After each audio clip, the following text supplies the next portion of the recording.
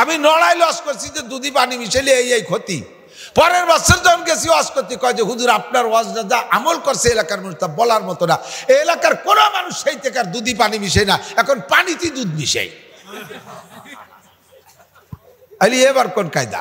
কয় যে পাত্রে দুধ দোয়াবে ওই পাত্রের ভিতরে আগে পানি নিয়ে তার মধ্যে দুধ দেয়। আমাকারু আমাকার আল্লাহ আল্লাহু খায়রুল মাকিরিন। তুমি যে চালাকি করো, আল্লাহ চালাকি বোঝে কি বোঝে না? আরে দুধ জান্নাতি নিয়ামত, এর সাথে 2 নম্বরই করবি। আল্লাহ তাআলা আমের সাথে সালাও নিয়ে যাবে, আমাকে গোপালগঞ্জে বাংলাকে গুড় সাথে নুডুও চলে যাবে। এইটুক বোঝেন নাই?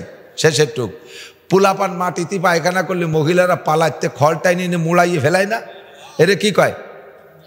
নুড়া কয় না? তো ময়লা টুক ফেলাইয়া পরে কি খড় কয়টা আইনি আবার গলার মধ্যে রাখে গরুর সামনে দেয়, ও ময়লার সাথে খেয়ারও চলে যায়। অথচ খেয়ার ভালো, খেলে তো কোনো দোষ করে নাই, ঠিক না? যারা দুধে পানি মিশাবা, 1 নম্বরে বাছুর মারবে, 2 নম্বরে গাই মারবে, লাস্টে তুইও মরবি। দোয়া দিয়ে দিলাম কায়দা মতো দোয়া। এই জ্বালায় আমার তো কি কব, আমি হুজুর মানুষ, আমার কি গরু বাছুর লালন পালন করা সম্ভব? শুধু বাজারে দুধের ভিতরে একবার আনি চিংড়ি মাছ পাইছি, সেই জন্য আর সে দুধ কিনাই ছাড়ান দিছি। গাই নিজে এখনো দুধে পালি, গাই ফেলে দুধ খাই। হযরত ওমর রাদিয়াল্লাহু তাআলা আনহু রাতের বেলা জাতির অবস্থা পর্যবেক্ষণের জন্য কোনো সিকিউরিটি নেন না, কোনো প্রোটোকল নেন না, কোনো গাড়ি ঘোড়া কিচ্ছু নেন না, একা একা বেরোয়। মাঝে মাঝে একদিন বেরোইছে রাতের বেলা একা একা, পরনে সাধারণ একটা লুঙ্গি, একটা গেঞ্জি গায়ে, একটা রুমাইল বা গামছা ঘাড়ে, কেউরে না নিয়ে লম্বা মানুষটা বেরোইছে। যাইয়ে বাড়ি থেকে বেরোইয়া ফাঁকা দিক গেছে, এদিক কখনো যান না, এদিক কখনো যান না। যাইতে যাইতে দেখে কত দূর ফাঁকা জায়গা থেকে একটা আলো আসতেছে, দূরে থেকে একটা আলো, ছোট্ট একটা আলো আসতেছে। তখন উনার সন্দেহ হলো যে ও জায়গা তো গ্রাম নাই, ও জায়গা বসত বাড়ি নাই, ওখানে দোকানপাট নাই, ও জায়গা কোনো বাজার ঘাট না, এত রাত্রে ওখান থেকে আলো। এই আলোকে উনি মার্ক করে হাঁটতে হাঁটতে হাঁটতে হাঁটতে যাইয়ে দেখে পাহাড়ের পাদদেশের নিচে ছোট্ট একটা কুড়িয়ে ঘর, তার বেড়ার ফাঁক দিয়ে ফুটো দিয়ে ওখান থেকে ঘরের ভিতর থেকে আলো আসতেছে। সেই আলো উনি দেখিয়া কাছে চলে গেছে। যাইতে যাইতে যে সত্যি ছোট একটা ঘর, ঘরের ওই ফুটো দিয়ে ছিদ্র দিয়ে যেখান দিয়ে আলো বেরোচ্ছে ওখান দিয়ে উকি মেরে দেখতেছে ভিতরে কি আছে।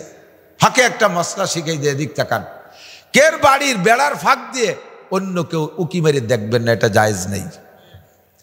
যদি আপনি ঘরের বেড়ার ফাঁক দিয়ে উকি মারছেন আর ঘরওয়ালারা ভিতরে টের পাইয়া কিছু দিয়ে আপনার চোখ মারিয়ে দেয়, আপনি যে মামলা করলে ইসলামী হুকুমত হলে আপনার মামলা কোর্টে গ্রহণ করবে না। তুই গেছিস কেউ জায়গা চোখ মারতি, কেন জায়গা তুই উকি মারতি গেছিস? তোর চোখ কানা আছে, ঠিকই করছে। তবে দেখার, এই বেড়ার ফাঁক দিয়ে দেখার অনুমতি আছে ওয়ার্ডের মেম্বার, ওয়ার্ডের ভিতরে চেয়ারম্যান সাহেব, ইউনিয়নের ভিতরে জাতিকে পর্যবেক্ষণ, কোন ঘরের ভিতরে নুসমি আকাম কুকাম কি আছে এটা দেখার জন্য। যদি সন্দেহ থাকে, নিঃসন্দেহ ঘরের ভিতরে আবার উনি মুখ করে চোখ লাগাতে পারবে না। এমপি সাহেব তার সিটের মধ্যে পারবে যে সব বাড়ির উপরে সন্দেহ আছে। হযরত ওমর ওখানে উকি মেরে দেখতেছে ঘরের মধ্যে কি আছে। দেখে যে ঘরের ভিতরে 2টা মহিলা বসা, আশপাশে মাইলের ভিতরে, মাইলকে মাইলের ভিতরে কোনো ঘর বাড়ি নাই, ছোট্ট একটা ঘর ঝোপঝাড়ের ভিতরে পাহাড়ের গোড়ায় ফাঁকা জায়গা, 2টে মহিলা বসা। 100% সন্দেহ তৈরি হয়ে গেছে। এই 2 মহিলা বসে এখানে দেহ ব্যবসা করে পয়সা কামাই করে খায়। উকি মেরে দেখতেছে, দেখি ওদের আচার আচরণ কেমন, কথাবার্তা কিছু শোনা যায়নি কিন্তু শুনতেছে কথা। ওর ভিতরে একজন মহিলা একটু বয়সী, আর একজন হলো যুবতী, অল্প বয়সী। তো বয়সী মহিলাটা মা, আর এই অল্প বয়সী মহিলাটা মেয়ে। মা মেয়েকে বলতেছে, মা আমাদের উপার্জনের ব্যবস্থা তো শুধুমাত্র ছাগলের দুধ বেচা টাকা, 2 সের দুধ হয়, তুমি বাজারে বেচে টাকা যা চাল ডাল হয় তা নিয়ে আসো, তাই দিয়ে আমরা সংসার চালাই। ও মা আগামীকালকে একটু টাকা বেশি লাগবে, 4 সের দুধের টাকা লাগবে, 4 কেজি দুধের টাকা লাগবে। তুমি 2 কেজির বেশি তো দুধ হবে না, আমাদের ছাগলের দুধ মোটামুটি গাঢ় আছে ভালো, ওর মধ্যে আর 2 কেজি পানি মিশাইয়া 4 কেজি বেশি বানাইয়া বাজার থেকে বিক্রি করে 4 কেজি দুধের টাকা নিয়ে আসবা। মেয়েটা কয়, মা খলিফাতুল মুসলিমিন হযরত ওমর নিষেধ করেছেন দুধে পানি মিশাইতে। যারা দুধে পানি মিশেন, আপনাদের এদিক আছে কিনা আমি জানি না, দুধে পানি মিশানোর স্বভাব আছে? ওই মহিলা বলতেছে, মা তুমি তো দুধে পানি মিশাইতে কইছো, ওমর যদি শোনে তালি 2 মাস জিরে জবই দিবে না। ওমর যদি শোনে দুধে পানি মিশানো নিষেধ, তাহলে কিন্তু বিপদের শেষ নাই। মা কয় যে, মা ওমর এই জায়গা আসবে কোন জায়গাতে? ওমর যদি আমাকে কাছে আসবে তাহলে কি আমাকে এই বিপদ হয় নাকি? আমরা এত অভাবে থাকিনি। সে খলিফাতুল মুসলিমিন রাজপ্রাসাদে থাকে, যেদিন এই দরবার হয় আল্লাহ ওমরে সেই দিনই নিয়ে আইছে, আর ওমর নিষ্কান সব শুনতেছে। মেয়েটাই জবাব দেয়, মা যদি ওমর না দেখে দুধি পানি মিশানোর সময় ওমরের মালিক, দুধের মালিক, ছাগলের মালিক, তোমার মালিক, আমার মালিক, সব মালিককে আল্লাহ তো দেখে।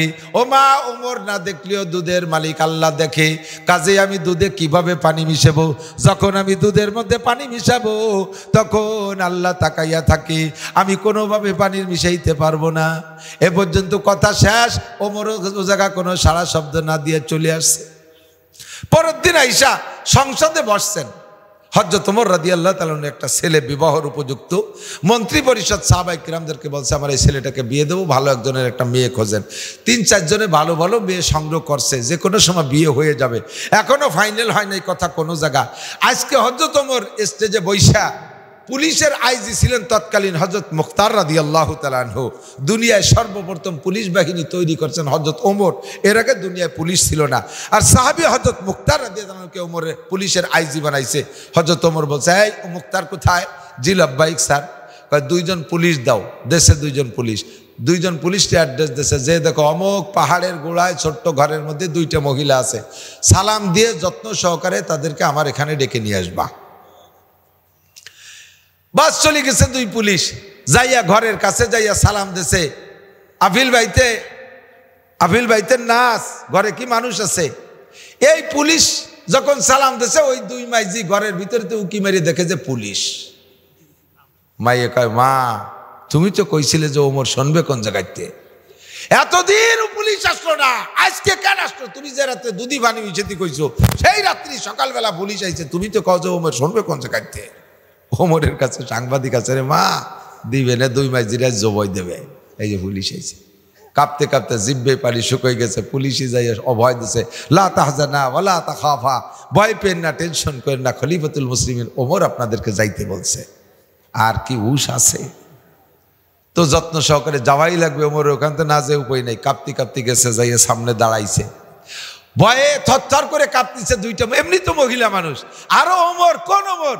যে ওমরের নাম দেওয়ালের গায়ে আইন মিম র, এই ওমর লেখা দেখলে শয়তান তাই বাই ছাড়তি পলায়। এখনো পর্যন্ত একটা তাবিজ চেয়ে দিয়ে দিক তাকান। অনেক সময় পোলা পানে বিছানে পেশাব করেন না রাত্রি সামনে, আপনারা বড় র মাঝে মাঝে করেন, আর করেন না তা না। বহুত আমার কাছে আইছে, 40-50-60 বছরের বুড়ো, কয় যে হুজুর স্বপ্নে দেই যে বাইরে পেশাব করতেছি, সজাগ হয়ে দেই যে লুঙ্গি মুঙ্গি সব গরম হয়ে গেছে। কি আরি কন্দি দেই? স্বপ্নে দেখতেছেন ট্রলারে ডুবে যাচ্ছেন, স্বপ্নে দেখতেছেন আগুনি পুড়িয়ে যাচ্ছেন, স্বপ্নে দেখতেছেন মহাবিপদ। স্বপ্নে যারা খারাপ দেখে, বিশেষ করে শরীর খারাপ হলে বেশি খারাপ দেখে, এই স্বপ্নে যারা, এবং স্বপ্ন দোষ যাকে বলে, স্বপ্নে নাইট প্রেশার, তাদের আর কোনো তাবিজ নাই। বুকের উপরে আঙ্গুল দে আইন মিম র, আইন মিম র ওমর রেখে এরপরে র দদ রাদিয়াল্লাহু আনহু। কারণ ওমর তো বহুত ওমর আছে আমাদের। মুন্সিগঞ্জ ওমর আছে না, আগে সোসে না মুতে পানি না, নামাজের দ্বারাও যায় না, এর ভালো ভালো ওমর আছে না। নাম আতর আলী, শুনলি তো মনে হয় যেন কি পরিমাণ গিরান, অথচ তার গায়ে ফাটার গন্ধ। এরম আতর আলী আছে না? তো ওই যে কোনো ওমর আলী তো হবে না, ওই ওমর বুঝানোর জন্য র দাঁত লাগবে রাদিয়াল্লাহু আনহু। বুকের উপরে আঙ্গুল দিয়ে বাচ্চাদের বা যারই এই সমস্যা আছে আইন মিম র, এরপরে র দাঁত লিখবেন। খারাপ স্বপ্নগুলো স্বপ্নে দেখায় শয়তানে, যখন এই বুকের উপরে আইন মিম র ওমর লেখা দেখবে, শয়তান ভয়তে পালাবে, আর আজে বাজে করে স্বপ্ন দেখবে না, বিছানো পেশাব করবে না। এমন ওমরের ওমর যার নাম রেও শয়তান ভয় পায়, সেই ওমরের সামনে 2 মাইজি রাত্রে দুধে পানি মিশানোর দরবার করার পরে পুলিশই নিয়ে গেছে। আর কি হুশ আছে? ভয়তে থরথরায় কাঁপতেছে। ওমরের মধ্যে বুঝে বেলাইছে, কয় যে কোনো ভয় পেন না, 2 জনে কোনো ভয় পেন না, রাত্রে 2 মাইজি যা বলা বলি করছেন সব আমি শুনেছি। তাহলে এখন ফাঁসি হবে, জবই হবে, আর কি দেরি হয় নাকি? এখন 2 মাইজি অজ্ঞান হয়ে দাঁড়ায় রয়েছে নিথর পাথরের মতো, ভয়তে আর কোনো কথা নাই। হযরত ওমর অভয় দিয়ে বলছে, ও বুড়ি ভয় পেন না, টেনশন করে না। যদিও সব শুনেছি লা তাসরিবা আলাইকুম আল ইয়াউমা, আজকে ও বিষয়ে কোনো বিচার হবে না। আমি আমার ছেলে বিয়ে দেবো বলে মেয়ে দেখতেছি, অনেক মেয়ে দেখেছি, মেয়েও কয়েকটা রেডি হয়েছে, আমি এখনো কথা পাকা করি নাই। এ মেয়েগুলো অন্য লোকের মাধ্যমে দেখাইছি, তবে আজকে আমি সচক্ষে মেয়ে দেখে আসছি, আপনার এই মেয়েটারেই আমার এই ছেলের সাথে বিয়ে দিতে হবে। মহিলার মাথায় যেন ঠাটা পড়ছে। মহিলা কয় খলিফাতুল মুসলিমিন, আপনিও বাঁচেন আমারও বাঁচান। আপনি রাজা আর এক রাজার মেয়ে আনবেন, আপনি আমার মতো ছাগলের রাখাল নির্বাইয়ে নিলি, এ বেমানান হয়ে যায়। এত বড় বল মাছ, এ যদি চিকুন খালের মধ্যে দিয়ে ঢোকে, মাছেরও অশান্তি, খালেরও অশান্তি, ঠিক না? এই ইরিদানের বলকের যে ড্রেন একটুক না, ওর মধ্যে যদি 1 মণ ওজনের এক বল মাছ ঢুকে পড়ে, তাহলে পানি ভেসে যেতে পারবে? খালেরও অশান্তি, মাছেও বাস ফিরে সাইডে যেতে পারবে না। আপনার মতো অত বড় বল মাছে চিকুন খালে ঢোকার দরকার নেই। সব মন্ত্রীরা পড়াবো বুঝাচ্ছে, মহিলা তোমার তো কপাল ভালো, তোমার মেয়ে খলিফাতুল মুসলিমিন ওমরের কি ভাই স্ত্রী হবে, তোমার মেয়ে খলিফাতুল মুসলিমিন ওমরের পুত্রবধূ হবে, তুমি আর ডিনাই করো না। সকলের রিকোয়েস্টে জায়গায় দাঁড়ায় ওই সংসদে বসে সেই মেয়ের বিয়ে হয়ে গেছে হযরত ওমরের ছেলের সাথে। বন্না সুবহানাল্লাহ। এই সম্মান কিসের বদলতে বলেন তো? তাকওয়া। বলেন কি? তাকওয়া। ইন্না আকরামাকুম ইনদাল্লাহি আতকাকুম। আরে ভাই, ডাক্তার, ইঞ্জিনিয়ার, বিজ্ঞানী, লক্ষ লক্ষ কোটি কোটি বিজ্ঞানীর চাইতে হযরত ওমরের পুত্রবধূ হওয়াটা সম্মানের বিষয় কিনা কথা বলেন? এটা আর কোনো কারণ নেই, একমাত্র আল্লাহর ভয়। যার ভিতরে আল্লাহর ভয় আছে, আল্লাহ পাক তাকে এভাবে সম্মানিত করে। তার ভিতরে আল্লাহর ভয়, যার ভিতরে আল্লাহর ভয়, তাকে আল্লাহ এভাবে সম্মানিত করেন। এই যে বিয়ে হলো না, এই স্বামী স্ত্রীর ঘরে এই দম্পতিতে একটা সন্তান হয়েছে, সন্তানটার নাম আব্দুল আজিজ। সন্তানের নাম কি? আব্দুল আজিজ। আবার দিকে বিয়ে দিছে, সেই ঘরে একটা সন্তান, তার নাম আবার ওমর, তার নাম। আর এই ওমরের নাম সারা দুনিয়ায় প্রসিদ্ধ। দ্বিতীয় ওমর যে ওমর ইবনে আব্দুল আজিজ, ওমর ইবনে আব্দুল আজিজ যাকে বলা হয় ওমরে সানি, এই ওমর ইবনে আব্দুল আজিজ প্রেসিডেন্ট, ইনিও খলিফাতুল মুসলিমিন। ইনার সময় শাসন ব্যবস্থা এত সুন্দর, বাঘে আর ছাগলে এক জায়গায় দাঁড়ায় পানি খাইছে, বাঘের দিকে ছাগলে ফিরে তাকায় নাই, বাঘে ছাগলকে ভয় পায় না, ছাগলে বাঘকে ভয় পায় নাই, বাঘেও ছাগলের দিকে ফিরে তাকায় নাই। শাসন ব্যবস্থা এত সুন্দর, বংশটা এরকম। আমার মারা পর্দার আড়ালে যারা আছেন, একটু আল্লাহকে ভয় পান। স্বামী বিদেশ থাকে, আপনি বাড়ি বসে বসে ফেসবুকে দুনিয়া আর ইত্যাদি ইত্যাদি করতে তাহলে থাকেন। আল্লাহর ভয় যদি থাকে তাহলে আপনি ফেসবুকে এগুলো করতে পারেন না, আপনি মোবাইল নিয়ে এগুলো করতে পারেন না। গভীর রাত্রে আপনি কার সাথে ফোন করেন, দুনিয়ার কেউ না দেখলে আল্লাহ দেখে কি দেখে না?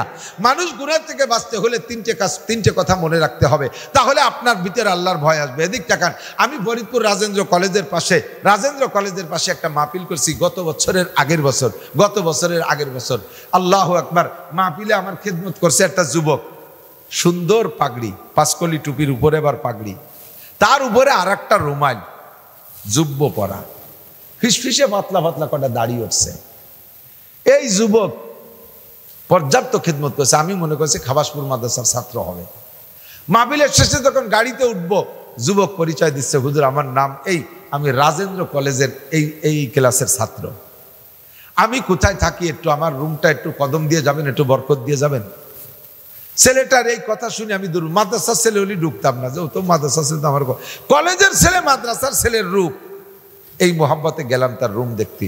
রুমের ভিতরে ঢুকে আমার ভিতরে একটা আলাদা অনুভূতি সৃষ্টি হয়েছে। দেখি ওর রুমের ছাদে, যে রুমে থাকে ছাদে বারবার লেখা আল্লাহ দেখে, আল্লাহ দেখে। ওয়ালে সব জায়গায় চতুর্দিকে আল্লাহ দেখে বাংলায় লিখে রাখছে। আল্লাহু আকবার। ওই একা একা রুমে থাকে, একা একা রুমের মধ্যে থাকলে অনেক প্রকার গুনাহ করা যায়। কতক্ষণ যায় কি যায় না? গুনাহ যখনই করবে, যেদিক ফিরে করবে, কোনো না কোনো দিক তো তার চোখ যাবে। যেদিকে চোখ যাবে, ছাদের দিক তাকায় যদি গুনাহ করে, ছাদে লেখা আল্লাহ দেখে। ওই আল্লাহ দেখে শব্দটা লেখা যখনই তার চোখে পড়বে, তখন তার ভিতরে আসবে সত্যি আল্লাহ আমারে দেখে। ওয়ালের দিক তাকায় গুনাহ করবে, ওয়ালে লেখা আছে আল্লাহ দেখে, ওয়ালে লেখা আছে আল্লাহ দেখে। এ যুবক, তুমি যুবক যুবতী, যখন তুমি গুনাহ করবা, গুনার সময় তোমার ভিতরে তিনটে কথা মনে করলে অবশ্যই তুমি গুনার থেকে ফিরে আসতে পারবা। তখন তোমার ভিতরে আল্লাহর ভয় আর তাকওয়া পয়দা হবে। এক নম্বরে মনে রাখতে হবে, আমি যে হালাতে গুনাহ করতেছি, এই অবস্থা আমার আল্লাহ দেখে কি দেখে না? ঘুষ খাইতেছো আল্লাহ দেখে, সুদ খাইতেছো খাইতেছো আল্লাহ দেখে, জিনা করতেছো আল্লাহ দেখে, প্রেম গল্প করতেছো আল্লাহ দেখে, টেলিভিশন দেখতেছো আল্লাহ দেখে, রাতের বেলা মোবাইল থেকে বিদেশি ল্যাংটা ছবি দেখতেছো ওই অবস্থায় আল্লাহ দেখে, মদ খাইতেছো আল্লাহ দেখে, গাঁজা খাইতেছো আল্লাহ দেখে। এই কথাটা যদি ভিতরে আসে সঙ্গে সঙ্গে তোমার ভিতরে আল্লাহর ভয় আসবে আর তুমি গুনাহ থেকে বেরিয়ে আসতে পারবা। 2 নম্বরে গুনাহ করার সময় তুমি মনে কল্পনা করবা, গুনাহ করার সময় মনে কল্পনা করবা আরে কিরামান কাতিবিন, 2 ফেরেশতা কাঁধে বসে লেখে। জোরে বলেন লেখে কি লেখে না? যাহা করিতেছো তা তোমার লিখতেছে। এই কথাটা যদি স্মরণ করো, কল্পনা করো, তাহলে তোমার ভিতরে আল্লাহর ভয় আসবে আর তুমি গুনাহ থেকে ফিরে আসতে পারবা। 3 নম্বরে তুমি গুনাহ করার সময় কল্পনা করবা যে হালাতে আমি গুনাহ করতেছি এই হালাতে আমার মরণ হতে পারে কি পারে না। জিনার অবস্থায় মরণ হইতে পারে, মদ খাওয়া অবস্থায় মরণ হইতে পারে, বিড়ি খাওয়া অবস্থায় মরণ হতে পারে, তাড়ি খাওয়া অবস্থায় মরণ হতে পারে, টেলিভিশনের পর্দায় বসা অবস্থায় মরণ হতে পারে, সিনেমা হলে ঢোকা অবস্থায় মরণ হইতে পারে। আর এই হালাতে যদি আমার মরণ হয় তাহলে আমার মরণটা কেমন হবে? নবী পাক বলেন তামুতুনা কামা তাহয়াউন ওয়া তুহশারুনা কামা তামুতুন। তোমার জীবন যাপন যেমন হবে মরণ তোমার যেমন তেমন হবে, আর মরণটা যেমন হবে হাসরের মাঠে ওঠা তোমার তেমন হবে। আমার প্রাণ প্রিয় যুবক বন্ধুরা, এই 3টে কথাকে মনে রাখলে, এ পর্দার আড়ালে মা বোনরা নির্জনে এই 3টে কথা মনে রাখলে তুমি গুনাহ থেকে ফিরে আসতে পারবা। তুমি বাজারে গেছো বেহায়া বেপর্দা অবস্থায়, ওই অবস্থায় তোমার মরণ হইতে পারে। তুমি পদ্মাসরের পর গেছো কাশবনে পিকনিক করতে, ওই হালাতে তোমার মরণ হতে পারে। ওখানে তুমি কেমন হালাতে আছো? কাজে এই আল্লাহর ভয় 24 ঘন্টা অন্তরে রাখো। এই জন্য আল্লাহ পাক এই তাকওয়ার কথাটা কোরআন শরীফের ভিতর প্রায় 62 জায়গা ব্যবহার করেছে। ওমাইয়াত্তাকিল্লাহ ইয়াজআল লাহু মাখরাজা। যে ব্যক্তি আল্লাহকে ভয় পায় আল্লাহ তাআলা তাকে বিপদ থেকে উদ্ধার করে। ওয়া ইয়ারযুকু মিন হাইসু লা ইয়াহতাসিব, ধারণার বাহির স্থান থেকে রিজিকের ব্যবস্থা করে। আর তাকওয়ার বদৌলতে সর্বোচ্চ সম্মান আল্লাহ তাআলা দান করে। আল্লাহ পাক আমাদের সকলের অন্তরে আল্লাহর পরিপূর্ণ ভয় পয়দা করে দিক। জোরে বলেন আমিন। রাত 12টা বেজে গেছে, আর বলবো না। আমি একটু হাত দেখতে চাই, একটু হাত দেখতে চাই। ফিলিস্তিন আর গাজার বাইতুল মুকাদ্দাসের মুসলমানদের পক্ষে কারা? বক্সিন বানান, বক্সিন বক্সিন বক্সিন, হাতে বক্সিন বানান।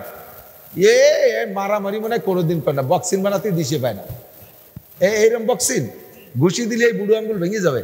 এইরকম হাতের দিক তাকান, এই বুড়ো আঙ্গুল হাতের বাইরে এরকম। নারায়ে তাকবীর। বিশ্বের মুসলিম এক হও, জিহাদ করো। ইহুদিদের আস্তানা, খ্রিস্টানদের আস্তানা, কাদিয়ানীদের আস্তানা, হিজবুত তাওহীদের আস্তানা, জুবাইডেনের দালালরা, নেতানিয়াহুর চেলারা। নারায়ে তাকবীর। ফিলিস্তিন আর গাজার পক্ষে যারা তারা বসে থাকবেন, আর ইসরায়েল আর নেতানিয়াহুর দলে যারা তারা চলে যাবেন। দেখি কেটা কেটা যায় ইসরায়েলের দলে। ওই বুড়ো কাজের পেশা পাইছে, ওই ইসরায়েল দিয়ে আজরাইল দিয়ে ভয় দিল, দেখতে পাচ্ছি না। 2-3 মিনিট আমি আবার হাত দেখতে চাই। হজে যার নিয়ত আছে? হজে হজে কার কার? আল্লাহ, এই এলাকার মানুষের পয়সা আছে, আল্লাহ না থাকলেও তুমি দিয়ে দিতে পারো। এই হাতগুলোকে জীবনে একটা বার কাবার গায়ে পৌঁছাই দিও।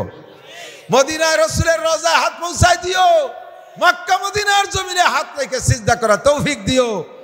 জোরে বলেন আমিন। মাশাআল্লাহ, আলহামদুলিল্লাহ। আরে নিয়ত করলেই হয়ে যাবে, ইনশাআল্লাহ নিয়ত করলে হয়ে যাবে। আমি আমি উদাহরণ পেশ করি, এদিক তাকান। আমি আমার বাপের 1 ইঞ্চি জমিও পাইনি, বাড়ি বানানোর জমিটুকু পাইনি। 2.5-5 শতাংশ জমির পর বাপের বাড়ি। ছোট 2 ভাইরে ছেড়ে দিয়ে আমরা বড় 2 ভাই যার যার জায়গা জমি কিনে বাড়িঘর করছি। তাহলে কত গরিব আমার বাপ। জীবনে ভাবতে পারি না এয়ারপোর্টের মধ্যে ঢুকবো, বিমান উপর দিয়ে যাবে, তাই একটু শীতে দেখবো। এখনো এই 14 তারিখে সিলেটের ফ্লাইটের টিকিটের মধ্যে আছে। বছরে 20-50 বার আল্লাহ তাআলা ভিতর দিয়ে বিমানে ঘুরাই। হেলিকপ্টার নেই না, অনেকে হেলিকপ্টারে চলে, আমার হেলিকপ্টারে উঠতে লজ্জা করে। কথা কইস কে? আগের থেকে আসি। কোন কোন ফ্যামিলির সাথে আমার খুব গাঢ় সম্পর্ক আছে, আসতে কম পারি, একেবারে আত্মীয়তা। যেমন বুরহান ভাইদের ফ্যামিলি, বৃষ্টি বুরহান ভাই, ওনার বড় ভাই কপিল বৃষ্টি, এদের সাথে একেবারে আমার আত্মীয়তার সম্পর্কের মতো। কোন কোন ফ্যামিলি এরকম আরো আছে, করে এক ফ্যামিলির থেকে রমজান মাসে আমার কাছে জাকাতের কাপড় দিত, যে হুজুর আপনার এলাকার গরিবদের এই কাপড়গুলো দিয়েন। মহিলা ঘরের ভিতরে বলে, হুজুর যে কাপড় আমি দিয়ে পরবো সেই মানের কাপড়ই আমি কিনছি। আমার বোনরা গরিবরা এমন একটা কাপড় টাকা দিয়ে কিনে পরতে পারবে না। আমি যেই মানের কাপড়ই দিয়ে পরবো সেই মানের কাপড় কিনছি জাকাত দেওয়ার জন্য। আমার বোনরা গরিব বোনরা ঈদে যে কাপড় পরবে আমিও তার একটা কাপড় পরবো। এর নাম হলো মোমেন, এর নাম মোমেন। আল্লাহ নবী বলেন, ওয়াহিব্বালিন নাসে তাকু ওয়াহিব্বালিন নাসে মা তুহিব্বুলি নাফসিকা তাকুম মুসলিমা। আপনাদের এলাকায় যে কঠিন শীত গেছে, কম্বল বিতরণ হয়েছে নাকি? এবার দেই নেই না? নির্বাচন চলে গেছে তো কম্বল। নির্বাচন সামনে থাকলে যদি শীতটা আসরে তাহলে কম্বল কিছু পাতাম। যেবার দেশে সেবাইরে কম্বল কেমন দেশে তা জানি না। আপনাদের তো ঘরে ঘরে বড় লোক, গরিব মানুষ এলাকায় কম, বিদেশি কম্বল তো বাড়ি ভরা। যারা কম্বল দেয় আমাদের ওই এলাকায় এত সুন্দর কম্বল দেয়, 70-80 টাকা পিস। পাবলিকই তো ভাওবালি আলকাতরাও নেয়, এই জন্য নেয়। সে 80 টাকা দামের কম্বল নেয় না তা না, নেয়, নিয়ে নিজেরা গায়ে দেয় না, নিয়ে কয়দিন ভাজাইয়ে পাপোশ বানায়। পরে ছাগলে থরথরায় কাঁপতেছে, কাকা পাপোশটা বানায় আমার গায়ে দিয়ে দেন। সেই কম্বল উঠে ছাগলটা জ্যাকেট বানাই দিছে। ছাগলে গায়ে দিয়ে 2 বার পেশাব করলি তা গেছে ভিজে, আমি কাঁপতেছে, কয় তাড়াতাড়ি খুলে নেন, মরি গেলাম। এবার ছাগলের গাইতে খুলিয়ে নিয়ে তাই ধুয়ে মুছে তাই দিয়ে বানাইছে হাড়ি ধরা নেকড়া। এ কম্বল তোমারে দিতে কইছে কেডা? এই কম্বল দিয়ে বেচতে। আপনি কি কম্বল ব্যবহার করেন? আমি তাইওয়ান থেকে নিয়ে এসেছি 12,000 টাকা দামের কম্বল। তুমি অত দামি না দাও, কমপক্ষে 5,000 টাকা দামের কম্বল দিবা। একটা ভালো মানের কম্বল দিলে গরিব মানুষ 20-30 বছর পর্যন্ত যত্ন করে রাখে, কথা ঠিক না? আর তুমি এবার ছাগলের জ্যাকেট, হাড়ি ধরা নেকড়া, আবার এই যে ভেস্টে কিনতে চাও, ভেস্টে কি এতই সস্তা? জাকাতে যে লুঙ্গি দেয়, এ লুঙ্গি তো মার দিয়ে কড়কড়িয়ে রাখে, 2-3 বার ধোয়ার পরে ওর মার কেটে যায়। ওই লুঙ্গি পরে আপনি দরজায় পা ভাগ করে দাঁড়াবেন, ভিতরে তাকালে আউলাকের সব দেখা যায়। ওরে এক্সরে করা লাগে, ওর হাড়ের মধ্যে যা আছে তাও দেখা যায়। ঠিক না? এই লুঙ্গি দিয়ে তুমি জান্নাত কিনবা। মহিলাকে কাপড় একখান দেয়, বগলে নিয়ে যায়, যা আসমাকে, ওরে শয়তান, শয়তান রে আল্লাহ টাকা দিছে, কি যে একখান কাপড় দিছে, এই যে মশারি হবে না। বাজারেও বেচা যায় না, ব্যবহারও করা যায় না, অপরে নামাজও হয় না, এমন পাতলার পাতলা, কতক্ষণ ঠিক না? ওয়াহিব্বালিন নাসে মা তুহিব্বুলি নাফসিকা তাকুম মুসলিমা। আমরা ধান কালেকশনে আসি, আপনাদের এদিকে তো হুজুররা কালেকশন করে, ইউনুস সাহেবের তো মাদ্রাসার ওই জায়গা, এ মাদ্রাসারা করে না কালেকশন? আমার মনে আছে ছোটবেলায় যখন মাঠে গ্রামে ধান কালেকশনে যাইতাম, তখন মহিলারা তো দিতেই চায় না। প্রথম বহুত বুঝাই শুনে, কাকি দেন, দান দেন, আল্লাহ আপনার একটা ছেলে দেবে। এই ছেলে পেলে লোভ দিলি, শেষ কয় তাই দাঁড়াও দিচ্ছি। দামা কয় নাকি না জড়ি কয়, কি কয়? দামা না, বেতের দামা। দামা এই একটা নিয়ে আগ ওই লেখান নিয়ে আর কুলো একখান নিয়ে দান দেওয়ার জন্য রওনা দিছে নারকেল গাছের গোড়ায় রাস্তার পাশে। অধিক জানকা কয় কথা কইও না, সারা সিজন ভরে উড়ইয়ে বলইয়ে যে সিটে জমা হয়েছে ওই তো মুখস্থ ঝাড়তিছে, সিটে মিটে কুলোর দিক তাকায়ও না, ঝাড়তিছে। কারণ জানা আছে জন্মদিন নাই কিছু, খালি খালি তাকায় লাভ নাই। ঘন্টা খানিক যাইয়ে আধা কেজি বেরোইছে, আধা সিটে আধা দান, তাই দিচ্ছে যাও, তোমাকে হুজুর গেজালায় কুলো থুয়ার কায়দা নেই। এত বড় সিটের গাদি জাড়িয়ে যদি দান বেরোতে হয় তাহলে কুলো থুবা কি এরিয়া? এক হুজুর যাতে যাতে আর এক হুজুর আসবে, ঠিক না? মাদ্রাসার ছাত্র, সে তো নিজের জন্য কালেকশনে যাই নাই, আসছে দিনের জন্য। তুমি তারা সিটে দান দিছো, তবুও তার মনে বড় কষ্ট, আল্লাহ এত ধান পাই আমার সিটে দান দিছে। আল্লাহ কয় মন খারাপ করিস নে, এবার তো দেওয়া হয়ে গেছে, একটা বছর অপেক্ষা কর। আগামী বছর যখন ধান ফুলে বেরোইছে, সময় হালকা একটা বাতাস ছাড়ছে, ফুল ঝরে গেছে, সব সিটিয়ার। যে জমিতে 50 মণ হবে সেই জমিতে ধান হয়েছে 5 মণ, সিটি হয়েছে 45 মণ। এবার আল্লাহ রেখা আল্লাহ বুঝলো না, আল্লাহ যে কি সর্বনাশটা করছে আল্লাহ বুঝলো না। আল্লাহকে না বুঝি আমি করছি নাকি? আমি বুঝি নেই। মাদ্রাসার তালবে আলী হুজুরকে সিটিয়ে দিলি কেমন লাগে তাই বুঝানোর জন্য তোরে বুঝাই দিছি। এই যে ভিতরে ভিতরে একটু পরে আমি ব্যাগ নিয়ে নামাই দেবো কালেকশনের জন্য, দেবেন তো কিছু? মাঝে মাঝে এই টাকা গুছাইয়া আমাকে কয়খান দেয় হুজুররা। প্রায় বছর 100 টাকা 200 টাকা 500 টাকা 1000 টাকার নোট আমার 20-22 খান বাদ যায়। এমন ছিঁড়া টাকা বাসালারে দিচ্ছে নেই নেই, খেয়ালারে দিচ্ছে নেই নেই, দোকানদারের দিচ্ছে নেই নেই, হুজুররা ব্যাগ দিচ্ছে ছেড়ে দিচ্ছে। ছিঁড়া টাকা দিয়ে ভেসতে বাবা।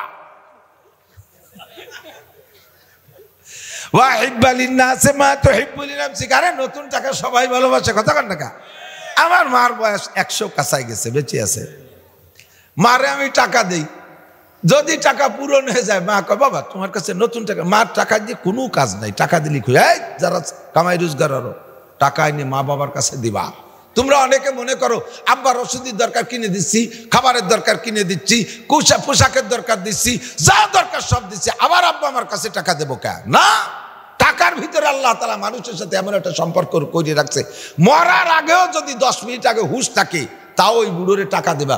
কি আবার 10,000 টাকা তা দে, শুয়ে বালিশের তলে দে। ও টাকা দিয়ে কিছু করতে পারবে না, তাও বুড়ো টের পাচ্ছে, তারপরও টাকা নেয় না কি নেয় না? কতক্ষণ টাকা দিলে যে খুশি হয়। তুমি দুনিয়া পদ্মা নদী থেকে 20 কেজি ওজনের বল মাছ পাঙ্গাস মাছ কিনে এনে দিবা, হাসবে না। 1000 টাকার নোট দিবা, এত বড়টা হাসিনে বানাইছে, খুশিতে দেখবা এসে দিছে, ঠিক না? আমার মারে টাকা দিছি, মা কয় বাবা তোমার কাছে নতুন টাকা নাই।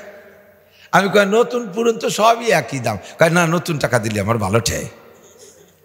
নতুন একটা টাকা দিয়ে পোলাপানের মতো, পোলাপান 10 টাকার নোট নতুন একখান দেবেন আর পুরন একখান দেবেন, দুই এখানেরই তো মান এক। মজা কিনতে গেলে 10 টাকা 2 টাকা দুটি একই মানের মাল দেবে, কিন্তু নতুনটা দিলে খুশি বেশি হয়। আপনি এখানে দেবেন, আল্লাহ কয় আমারে নতুন টাকা দিবি, কড় করিয়া দান দিবি, হুজুররা কুমড়ো কালেকশন করতে গেলে বড্ডা দিবি। এলাকা তো কুমড়োর এলাকা, কুমড়ো কালেকশন করেন। আমার কুমড়ো দেশ হলো একবার 30 কেজি ওজনের, কোন পাড়াইতে যেন এটা দেশ হলো। ওই যে কুমড়োওয়ালারা এই বাড়ি নিতেছে, আমার চাইতে কুমড়োর ভাড়া বেশি লাগছিল। আর সেই চুমা যে বিপদের চুমা, সে চুমা আব্দুল হান্নানের বোমার চুমা। আমি সেই কুমড়ো বস্তায় ভরে নিয়ে স্পিরিট বোটে থুইছি, পাশে 2 জন পুলিশ লাভ দিয়ে চড়িয়ে চলে গেছে, কয় যে 76 কেজি বোমা।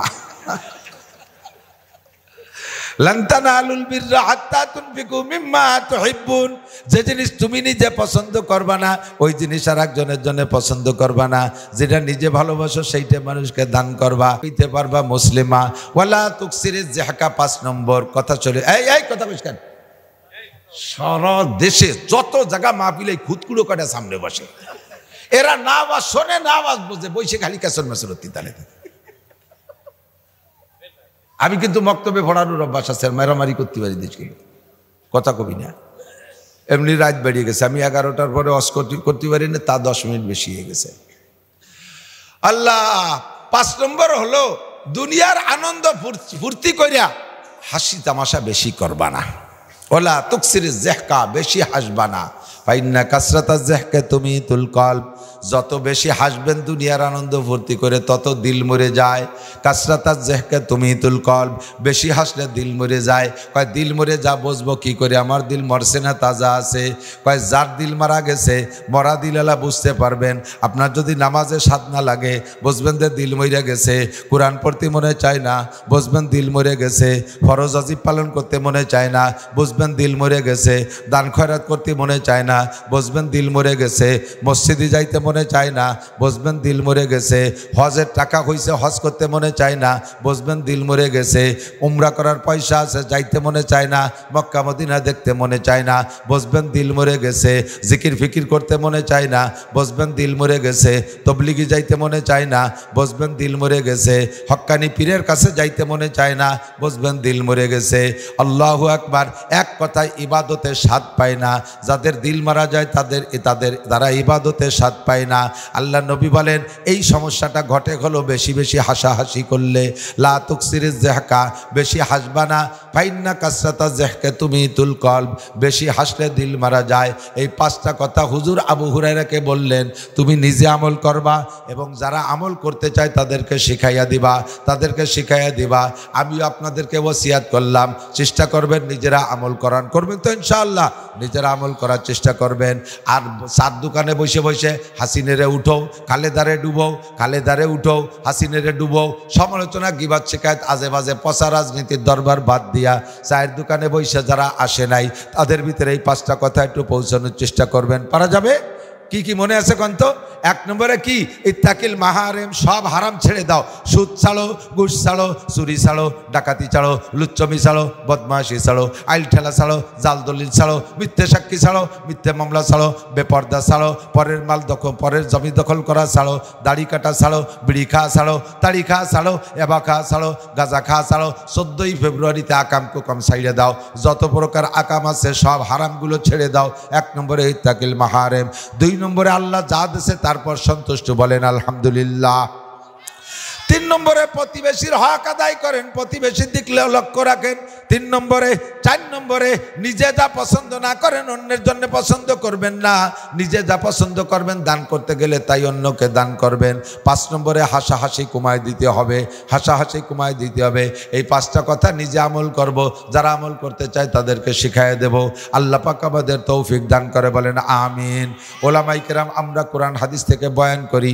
আমাদের ওয়াজের বিষয়বস্তু, আমাদের ওয়াজের সিলেবাস বইয়ের নাম হলো আল কোরআন আল হাদিস। কতক্ষণ বয়ান করব? কোন জায়গা থেকে? আল্লাহ পাক নিজেই বলেন ওয়াযাক্কির বিল কুরআন, উম্মতরে বয়ান করা কোরআন দিয়া। সাউন্ড কমে যাচ্ছে, গলায় টানি পাচ্ছে না, শক্তি নাই কোনো। আল্লাহ ওয়াযাক্কির বিল কুরআন, কোরআন দিয়ে উম্মতরে বয়ান করো।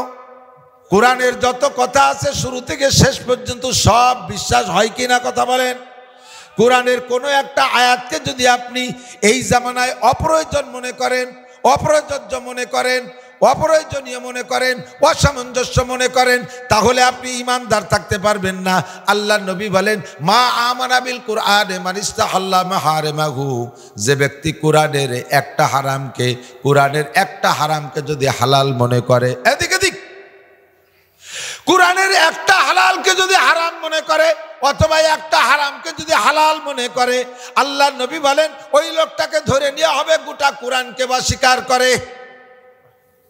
গোটা কোরআন বিসমিল্লাহির রহমানির রহিম আলহামদুলিল্লাহি রাব্বিল আলামিন থেকে নিয়ে শুরু কইরা সূরা নাসের সিন পর্যন্ত 30 পারা কোরআন শরীফ যতগুলো আয়াত আছে, একটা আয়াতও আমাকে অস্বীকার করার কায়দা নাই, অবিশ্বাস করার কায়দা নাই, অপ্রয়োজনীয় মনে করার কায়দা নাই। কথা বলেন ঠিক কি ঠিক না? আমল করতে পারি না পারি, কোনো কোরআন শরীফের কোনো আয়াতকে অস্বীকার করা যাবে না, এ জামানায় অপ্রযোজ্য মনে করা যাবে না। তাহলে কিন্তু আপনি নামাজ কালাম হজ যাকাত যাই করেন না কেন আপনার কাম হবে না। আমি এত ইবাদত বন্দেগি করি তারপরে এতটুকু কথা আমি কাফের হয়ে যাব? হ্যাঁ, আপনি কাফের হয়ে যাবেন। আল্লাহ নবী বলেন তুমি কাফের। এদিক তাকান, বেলুন দেখছেন না? বেলুন বেলুন বেলুন বেলুন চেনেন তো? বেলুন, একটা বেলুন হাওয়া ছাড়া তো চিমটে থাকে, এইটাকে হাওয়া দিয়ে ফুলাইতে হয়। এই বেলুনের একটা ধারণ ক্ষমতা আছে, এতটুকু হাওয়া বেলুনে সহ্য করতে পারে। ওই পরিমাণ হাওয়া যদি পরিপূর্ণ দেন তখন বেলুনটা পুরো গোল হয়ে যায়, পুরো ফুলে যায়। একটু কম থাকলে মুখের কাছে চিপা থাকে, ঠিক না? এবার সম্পূর্ণ বেলুনটা ফুলে ফেলাইছেন, কোনো জায়গা ফাঁকা নাই, ঠিক তো? পুরো হাওয়া যদি বেলুনের মধ্যে ধরে রাখতে হয়, বেলুনের পুরো বডি গোল যদি ঠিক রাখতে হয়, তাহলে বডির সব জায়গা ভালো থাকতে হবে না? বোঝেন নাই কথা? পূর্ণ হাওয়া ধরে রাখতে হলে বেলুনের সারাগা ভালো থাকতে হবে না? এবার সম্পূর্ণ হাওয়া বেরোয় যাওয়ার জন্য বেলুনের সারাগা ছিঁড়তে হবে না? বোঝে নাই? এই হাওয়া সম্পূর্ণটা বেরোয় যাওয়ার জন্য বেলুনের সারাগা ছিঁড়তে হবে। এক জায়গা কাটায় দিয়ে সুই রাগায় দিয়ে একটু ছিদ্র করে দিলি হাওয়া সবটুক বেরোবে না অল্পটুক? বেলুনের সারাগা যদি বলে এই আমরা সারাগা ভালো আছি, সব হাওয়া বেরোতে পারবি না, যতটুক ফুটো হয়েছে অটটুক বেরোবে। তাই কয়ে কি হাওয়া ধরে রাখতে পারবে? একটু ফুটো হলে ওই জায়গায় দিয়ে শেষ। আপনি যদি নামাজ পড়েন, রোজা রাখেন, হজ করেন, যাকাত দেন, তবলিগি যান, চরমুনাই যান, উমরা করেন, তারপরে মসজিদ করেন, মাদ্রাসা করেন, সব কমপ্লিট বাহ্যিকভাবে বেলুনের সারাগা ভালো আছে, শুধু যদি বলেন এই জামানায় কি এত পর্দা করা যায়, বেলুন ফুটো হয়ে গেছে।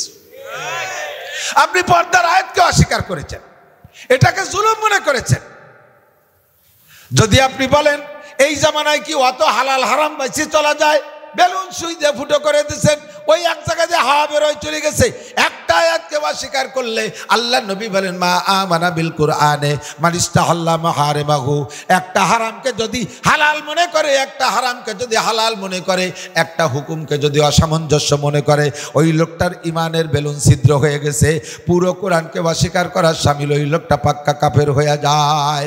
আল্লাহর কোরআনে যে বিষয়গুলো ইম্পর্টেন্ট মনে করেছেন, আল্লাহ শরীয়তের ভিতরে যে বিষয়গুলো ইম্পর্টেন্ট মনে করেছেন, জরুরি মনে করেছেন, কোরআনে কারিমের ভিতরে সেই বিষয়গুলো আল্লাহ পাক বেশি বেশি আলোচনা করেছে। যেমন একজন লোক কাফের থেকে এই মাত্র যদি মুসলমান হয়, আমার দিক কাফের থেকে যদি এই মাত্র একটা লোক মুসলমান হয়, ওই লোকটার হজ ফরজ হইতে দেরি আছে, মালদার হইতে হবে, জাকাত ফরজ হইতে দেরি আছে, মালদার হইতে হবে, রোজা ফরজ হইতে দেরি আছে, কমপক্ষে 1 মাস রমজান মাস পাইতে হবে, কথা বলেন ঠিক ঠিক না, কুরবানি ওয়াজিব হইতে দেরি আছে, 3.5 মাস টাইম লাগবে। কিন্তু ওই লোকটা এই মাত্র মুসলমান হইছে, এই লোকটার উপরে ফজরের আগ পর্যন্ত ঈশার নামাজের রক্ত, এখনই তার উপরে সর্বপ্রথম ঈশার নামাজ ফরজ হইয়া গেছে। সর্বপ্রথম মানুষের উপরে নাবালেগ থেকে সাবালেগ হওয়ার পরে যেই বিধানটা সর্বপ্রথম আসে ওইটা হলো নামাজ। আল্লাহর নবী বলেন আউয়ালু মা ইউহাসাবু বিহিল আবদু ইয়াউমাল কিয়ামাতিস সালাহ, কিয়ামতের ময়দানে সর্বপ্রথম হিসাব হবে নামাজের। ফামান সালুহাত সালুহা সাইরু আমালিহি, যে ব্যক্তি নামাজের প্রশ্নের জবাব দিতে পারবে, নামাজ যার সুন্দর, কোনো জায়গা তারে আটকানো যাবে না, সব জায়গা সে বিনা হিসাবে পার হয়ে চলে যাবে। জোরে কন্যা সুবহানাল্লাহ। আল্লাহর নবী বলেন মান হাফাজা আলাস সালাওয়াত, যে ব্যক্তি 5 ওয়াক্ত নামাজ পড়ে, আর মানে হাফাজা আলাস সালাওয়াত আকরামাহুল্লাহু বিখামসি খিসাল, আল্লাহ তাআলা তাকে 5টি পুরস্কার দেন। 1 নম্বর পুরস্কার দুনিয়ায়, আর 4টি পুরস্কার তার মরার পরে। 1 নম্বরে দুনিয়ায় তার কোনোদিন রিজিকের অভাব হবে না, কোনোদিন তার রিজিকের অভাব হয়, ফাঁকে কথা বুঝে নেন, কোনোদিন তার রিজিকের অভাব হবে না, মানে ভিক্ষুকরে রাজা বানায় দেবে তা না, ভিক্ষুকরে শিল্পপতি বানায় দেবে তা না, গরিবরে রাজা বানায় দেবে তা না, যে যে স্তরে আছেন সেই স্তরে থেকে তার রুজির অভাব হবে না। যারা 300 টাকা দামের চাউল খায়, নামাজি ওই লোকটা যদি নামাজি হয়, কোনোদিন তার 300 টাকা দামের চাউলের অভাব হবে না। যারা 50 টাকা দামের চাউল খায়, ওই লোকটা নামাজি হইলে কোনোদিন তার 50 টাকা দামের চাউলের অভাব হবে না। যারা 300 টাকা দামের লুঙ্গি পরে, নামাজি হইলে 300 টাকা দামের লুঙ্গির অভাব হবে না। যারা 3000 টাকা দামের লুঙ্গি পরে, ওই লোকটা নামাজি হইলে কোনোদিন তার 3000 টাকা দামের লুঙ্গির অভাব হবে না। যারা ডেলি 500 টাকা কামাই করে, নামাজি হইলে ওই 500 টাকার অভাব হবে না। যারা ডেলি 5 লাখ টাকা কামাই করে, নামাজি হইলে তার 5 লাখ টাকা ইনকামের দরজা খোলা থাকবে। এইটা হলো রুজির বরকত বাড়াইয়া দেয় লোকটাকে, আল্লাহ তাআলা দুনিয়ায় অভাব দেয় না। 3 নম্বর, 2 নম্বর, 3 নম্বর, 4 নম্বর, 5 নম্বর হলো, 1 নম্বরে হলো কবরের আযাব হবে না, ওই লোকটার কবর আযাব মাফ, যে ব্যক্তি নামাজি তার কবর আযাব মাফ। 2 নম্বর, 3 নম্বর হলো ইউতিহিল্লাহু কিতাবাহু বিয়ামিনিহি, নামাজি ব্যক্তিকে হাশরের ময়দানে আল্লাহ পাক ডান হাতে আমলনামা দিবেন। 4 নম্বরে আমরু আলাস সিরাতে কালবার, বিদ্যুৎ গতিতে পুল সিরাত পার হয়ে চলে যাবেন। 5 নম্বরে ওয়ায়াদখুলুল জান্নাতা বিগয়রি হিসাব, বিনা হিসাবে জান্নাতি। যার নামাজ সঠিক, তার সব কাজ সুন্দর, কাজেই নামাজি ব্যক্তির পুরস্কার হলো বিনা হিসাবে জান্নাতি। এই জন্য নবী পাক বলেন ফামান সালুহাত সালুহা সাইরু আমালিহি, যে ব্যক্তির নামাজ সুন্দর, তার সবকিছু সুন্দর, ওই ব্যক্তির কিয়ামতে আটকানো যাবে না। আল্লাহু আকবার। এই জন্য নামাজটা ভেরি ভেরি ইম্পর্টেন্ট। বিদায় আল্লাহ পাক কোরআন শরীফের মধ্যে 82 বার আলোচনা করেছেন। জোরে বলেন কয়বার? 82 বার আলোচনা করেছেন। নামাজের চাইতে ইম্পর্টেন্ট আর একটা বিষয় আছে, আমার দিক তাকান, এদিক তাকান, নামাজের চাইতে ইম্পর্টেন্ট আর একটা বিষয় আছে, যার আলোচনা আরো বেশি বেশি আল্লাহ পাক কোরআনে কারিমের মধ্যে আলোচনা করেছেন। সেটা আলোচনা করেছেন 682 বার। কতবার? নামাজ জরুরি বিদায় 82 বার, আর সেটা 682 বার। তাতে বোঝা যায় নামাজের চাইতে। এদিক আমি বুঝাই দিই, এদিক তাকান। ও ভাই, রোজাও ফরজ, জাকাতও ফরজ, হজও ফরজ। রোজা রাখতে রাখতে কষ্ট হয়ে গেছে, এর কারণে কি আপনার বলার সুযোগ আছে যে আমার রোজা রেখে কষ্ট হয়ে গেছে, নামাজ পড়বো না? রোজায় কষ্ট হওয়ার কারণে কি নামাজ ছেড়ে দেওয়ার সুযোগ আছে? 10 কোটি টাকা নিয়ে বেরোইছেন জাকাত দিতে, জাকাত দিয়েছেন, সারাদিন ধরে জাকাত দিয়েছেন, বাড়ি বাড়ি ঘুরে ঘুরে ক্লান্ত হয়ে গেছেন, জাকাত ফরজ পালন করছেন, জাকাত ফরজ আদায় করছেন, 10 কোটি টাকা জাকাত দিতে দিতে ক্লান্ত হয়ে গেছেন। এ জায়গা কি আপনার বলার সুযোগ আছে আল্লাহ আমি জাকাত দিতে দিতে কষ্ট হয়ে গেছে, আমি নামাজ পড়বো না? সুযোগ আছে? নামাজ কাজা করার অনুমতি আছে? হজ যারা করছেন হাজি সাহেবরা সাক্ষী দেন, পায়ে হেঁটে যদি হজ করে থাকেন, পায়ে হেঁটে যদি পূর্ণ হজের আহকাম পালন করে থাকেন, তাহলে আমি বলতে বাধ্য হব, স্বীকার করতে বাধ্য হবেন, জীবনে যত পরিশ্রমের কাজ করছেন ওই রকম পরিশ্রম কোনোদিন হয় নাই। আমি প্রথম হজ করছি পায়ে হেঁটে। আরাফাতের ময়দানের থেকে মাগরিবের আজান দেওয়ার পরে রওনা দিতে হয়। অনেকে গাড়িতে গেছে, আমি প্ল্যানই করছি আমরা তিনজনে যে পায়ে হেঁটে হজ করব। তো আরাফাতের ময়দান থেকে রওনা দিছি, প্রায় কোটি খানিক মানুষ একসাথে রওনা। হাঁটা লাগে না, পড়িয়ে গেলেই মরিয়ে যাবেন, উঠতে পারবেন না, কষ্ট করে খালি দাঁড়ায় থাকতে হবে, আপনার হাঁটা লাগবে না, অনায়াসে স্রোতের গতিতে সত্যি থাকবেন। খালি গরমের জ্বালায় অসহ্য, হেলিকপ্টার দিয়ে উপরে পানি দেয়, আর পাইপের মাথায় ঝর্ণা দেওয়া আছে, শিশিরের মতো পানি ছাড়ে, ঠান্ডা পানি, নইলে মানুষ দমবন্ধ হয়ে মারা যেত। এখানে 2-3-4 কিলোমিটার পর্যন্ত ওভাবে খালি গতি সত্যিই তালে থাকে। এরপরে যেটা হালকা হয় আস্তে আস্তে হাঁটে, 11 কিলোমিটার পথ রাত্রে হাঁটতে হবে। মাগরিব এখানে পড়া যাবে না, মুজদালেফায় যাইয়ে আগে মাগরিব তারপরে ঈশা একসাথে 2 ওয়াক্ত পড়া লাগে। ফজর পর্যন্ত সেখানে অপেক্ষা করতে হবে, রাত আর বেশি থাকে না। কেউ শোয়, কেউ ঘুমায়, কেউ হেঁটে হুটে বেড়ায়, গল্প সল্প করে, জিকির ফিকির করে, ইবাদত বন্দেগীর মধ্যে কাটায়। ফজরের আজান দিলে নামাজ পড়ে শয়তান মারতে যেতে হবে জামরায়, ওখান থেকে 4 কিলোমিটার হেঁটে শয়তান মারতে হবে। 11 আর 4 15, সেখান থেকে 3-4 কিলোমিটার মক্কা, শয়তানরে মাইরে ওইটুক নাফাকের ভিতরে সুড়ঙ্গ রাস্তা দিয়ে হেঁটে যাওয়া। যদি হেঁটে যান তাহলে অন্য গাড়িতেও যাওয়া যায়, এটুক যদি হেঁটে যান, যাইতে যাইতে আপনি যে দেখবেন যে তওয়াফ করে যে জায়গায় রেখায় মাতাব, ও জায়গার আপনি জায়গা পাবেন না। যারা গাড়িতে চলে গেছে ওরা জায়গায় নিচে নেমে গেছে, জায়গা হলো সামান্য একটু, কাবার এ পাশে ও পাশে 30-40 ফিটের বেশি না। একটুক জায়গা নিয়ে 1 কোটি মানুষ ঘুরবে কি করে? মসজিদের মধ্যে দিয়ে ঘুরতে হবে, মসজিদের ভিতরে দিয়ে 1 পাক দিয়ে আসতে 1 কিলোমিটার। ওদিকে 11 আর 4 15 আর 4 19, এবার 7টা তওয়াফ দিতে 7 কিলোমিটার। লাস্টে আর পায়ে জোর থাকে না। এখান থেকে আইছে 2 রাকাত নামাজ পড়ে তারপরে সফা মারওয়া সাহি 450 মিটার লম্বা, সফা থেকে মারওয়া 450 মিটার, অর্থাৎ প্রায় আধা কিলো। এর 7 বার যাওয়া আসা, যাওয়া আসা, এভাবে 7 বার করতে হবে। লাস্টে আর ইমেজ থাকে না, এত পরিশ্রমের কাজ। এখন এটাও ফরজ হুকুম পালন করছেন, আপনি কি আল্লাহরে বলতে পারবেন আল্লাহ হজ করে কষ্ট হয়ে গেছে, নামাজ পড়বো না? উপায় আছে? নামাজের রক্ত হলে নামাজ পড়াই লাগবে। নবী পাক খন্দকের যুদ্ধ যখন করেন, খন্দক খনন করছেন হুজুর, এই খন্দক খনন করার সময় শত্রু এসে যাচ্ছে, খন্দক খনন করা শেষ হয় নাই। এখন কয় যে জোহরের নামাজের রক্ত হয়ে গেছে, থাক নামাজ, আগে খন্দক খনন করি। খুঁজতে খুঁজতে আসর হয়ে গেছে, না শত্রু আইসা যাচ্ছে, খন্দক খনন করা শেষ হয় নাই, কয় থাক নামাজ, আসরের নামাজ পড়বো না, খন্দক খনন করি। মাগরিবও কাজা করেছেন, খন্দক খনন করেছেন, বলা হয় ঈশার নামাজও কাজা করেছেন, খন্দক খনন করেছেন। জিহাদ এমনই একটা ইম্পর্টেন্ট ইবাদত যার কারণে নামাজ পর্যন্ত বন্ধ রাখছে।